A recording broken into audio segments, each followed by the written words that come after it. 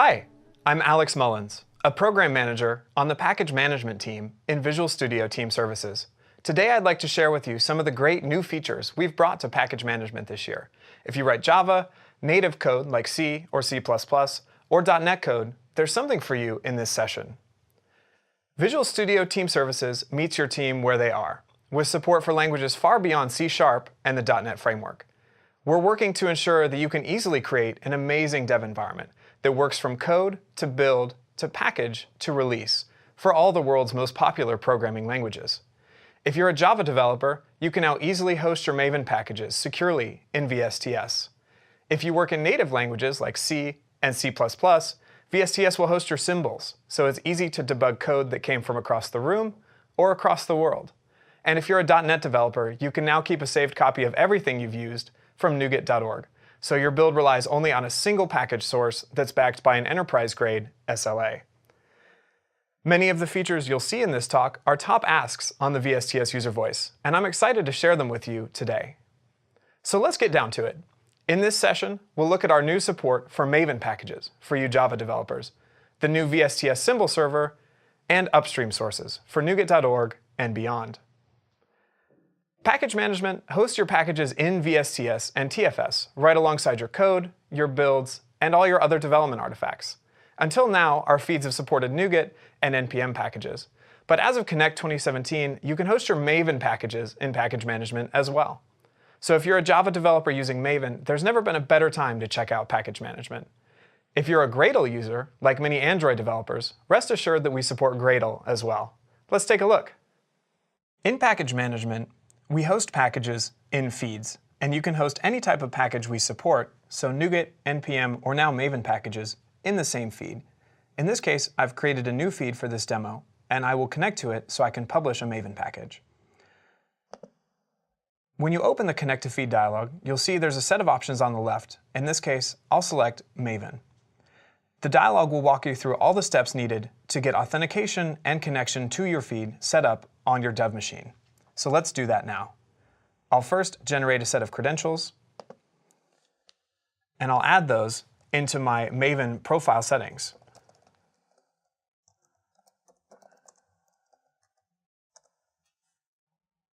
So I can copy this block of connection string, and I'll paste it in here as a configuration. Perfect. Now, the next step is just to grab this repository element, and you'll actually put this into your pom.xml in your project in two places. So in this case, I have this useful library that I'm going to publish, and I'll then use in another Maven project. So towards the bottom of your pom.xml, make sure you have a repository section and a distribution management section, and add the text that you copied out of Connect to Feed in both locations. So let's do that. Now if I save my pom.xml, I'll run Maven deploy.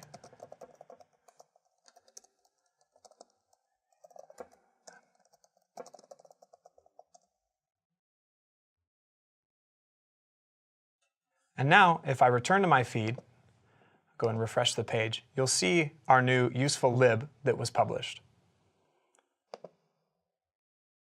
Now, of course, it's useful to publish packages, but I also want to be able to consume this package for a full end-to-end. So I'm going to switch to a different pom.xml for some consumer app that will use my useful library. I can then copy this entire chunk of dependency information. I'll place that here in my dependencies section. And just as before, I'll need to connect to the feed for my consumer app, and again, add my new repository. So let's do that here, and also here. Now, if I switch and build this app,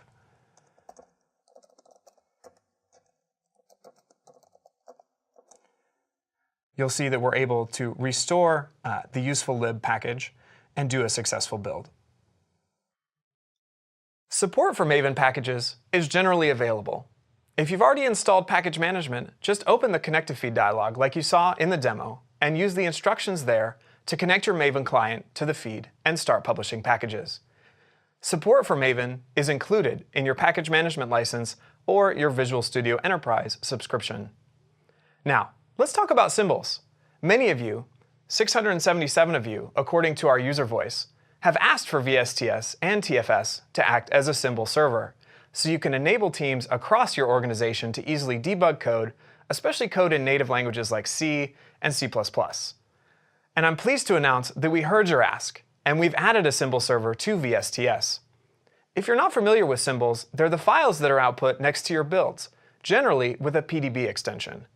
They contain class, method, and function names that the debugger can connect to your compiled code so that you can step through and debug line by line. They can also contain source links back to your source repository. The VSTS symbol server is easy to use and works great with your preferred debugger, standards like Visual Studio and WinDBG. And you can automatically publish symbols from any build just by checking a box in the built-in Index Sources and Publish Symbols task. Let's take a look at that. Using the VSTS symbol server is really quite straightforward.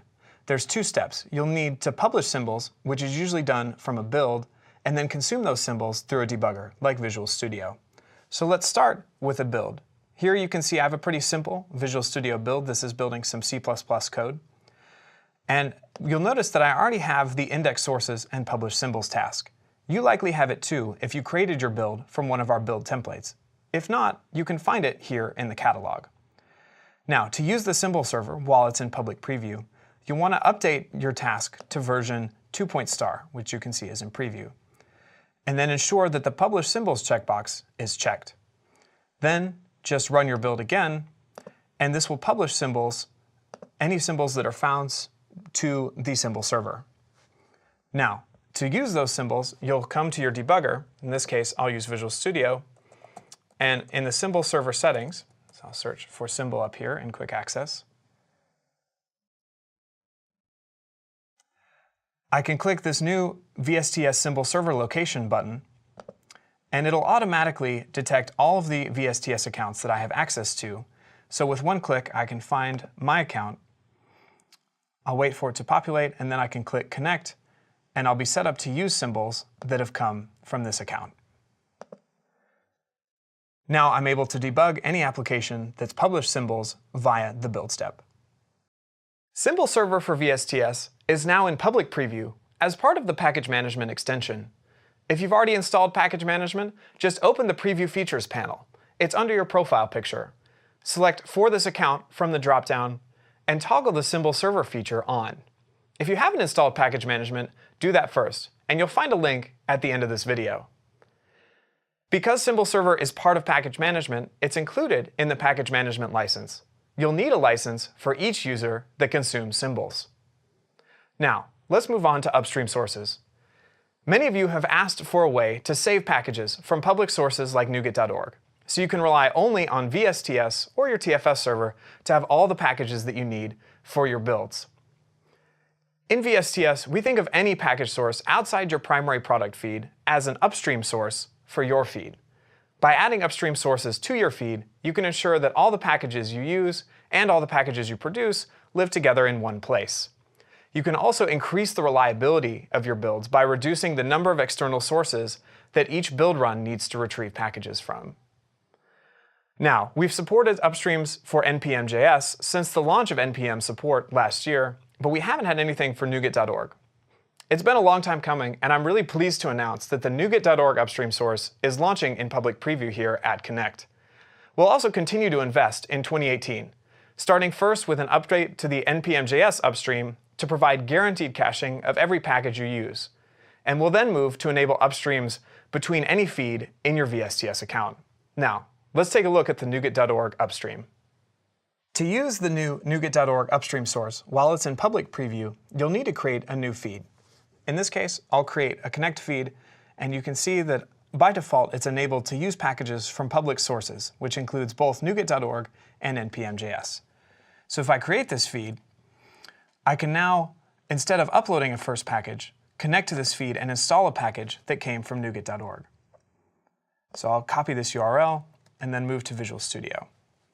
Now, when you add a new package source, you can do so from the NuGet Package Manager settings. I'll add a new line here and insert the package URL that you copied. And I'll also disable the NuGet.org source because I want to use packages only from my feed with the upstream source enabled. Now, For the scope of public preview, you won't be able to use the search in the NuGet package manager, so instead, I'll go and find a package on NuGet.org. In this case, let's install Bootstrap. Now, I can copy the install command, and I'll go ahead and run that in the package manager console. And you can see that this package is coming not directly from NuGet.org, but instead from my feed with the upstream source enabled. So now let's also go look at the feed again. And if I refresh, you'll see my packages that have come in from NuGet.org. I hope you've enjoyed this quick tour through some of the new value we've added to the package management extension in Visual Studio Team Services. These links can help you get started, whether you're a new package management user or you've got plenty of packages you're already hosting with us. Thanks for watching.